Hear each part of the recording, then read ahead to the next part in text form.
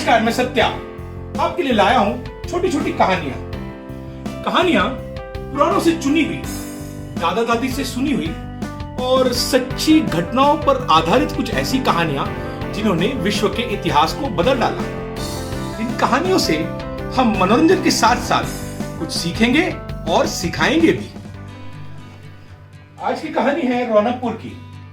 रौनकपुर के राजा उग्रसेन 60 साल कुशलता से राज करने के पश्चात अपने राज्य का कारोबार अगली पीढ़ी को सौंप देना चाहते थे। रौनकपुर का राज सिंहासन पुश्तैनी नहीं था, बल्कि राज्य के कुशल युवकों में से राजा चुना जाता था। इसी क्रम में राजा उग्रसेन ने अपने राज्य में एक प्रतियोगिता का आयोजन किया, जिससे अगला राजा चुना जाए।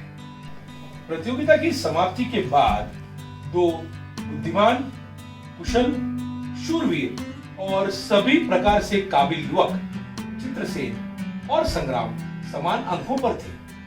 अब सवाल यह था कि दोनों में से राजा किसे बनाया जाए। राजा उग्रसेन ने आदेश दिया कि दोनों युवकों को 3 महीने के योग्य मकई, दाल, चावल देकर उन्हें राज्य से दूर 2 अलग अलग द्वीपों पर यानी आइलैंड्स पर छोड़ दिया जाए। राजा ने कहा कि जो युवक सबसे ज्यादा समय, सबसे ज्यादा दिन इन सामग्री पर जीवित रहेगा, वही देश का राजा चुना जाएगा। दोनों युवकों को अलग अलग द्वीप पर अकेले छोड़ दिया गया। उन्हें यह बताया गया कि जब भी उनकी खाने की सामग्री समाप्त हो, वे अपने द्वीप में एक मशाल जलाकर सूचित कर सकते थे। सिपाहियों की नजर दिन रात दोनों द्वीपों पर बनी रहेगी। कई दिन गए, हफ्ते बीते और देखते देखते 6 महीने गुजर गए। एक रात चित्रसेन के द्वीप से मशाल जलती हुई दिखाई दी और सैनिक वहां पर तुरंत पहुंच गए। वहां सैनिकों ने चित्रसेन को अधमरी सी हालत में भूख से तड़पता हुआ देखा। वे उसे अपने नाव में ले गए, भोजन खिलाया और रौनकपुर वापस ले गए।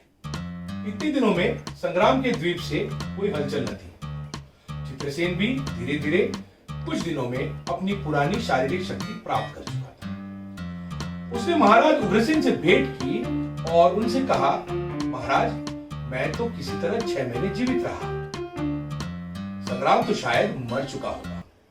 कृपया आप मुझे ही राजा घोषित करें। उग्रसेन सुलझे हुए राजा थे। उन्होंने सिपाहियों को साथ लिया और संग्राम वाले द्वीप पर पहुंच गए। वहां पर कुछ दूर चलने के बाद उन्होंने एक खूबसूरत सी कुटिया देखी और कुटिया के अंदर चुस्त पुस्त कसरत करता हुआ संग्राम ने महाराज को देखकर हाथ जोड़कर उनका स्वागत किया। महाराज अचंभे से पूछे, संग्राम, 6 महीने के बाद भी तुम इतने चुस्त और तंदुरुस्त हो? तुम्हारे पास सामग्री तो केवल 3 महीने की थी, तो उतनी कैसे?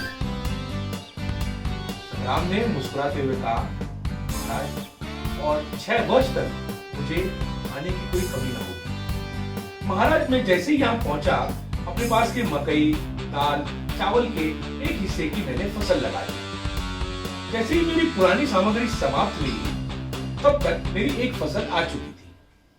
फिर मैंने दूसरी फसल लगाई। महाराज, ये चक्र चलता रहेगा और मुझे यहाँ कभी खाने की कोई कमी न होगी।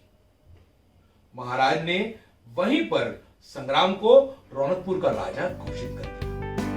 ये कहानी हमें सिखाती है कि ये जरूरी नहीं कि हमारे पास हर समय सब कुछ हो। हमारे पास जिस समय जो है, उसे हम अगर सही तरीके से इस्तेमाल करें, तो हमें कुशल और अच्छा जीवन यापन कर सकते हैं।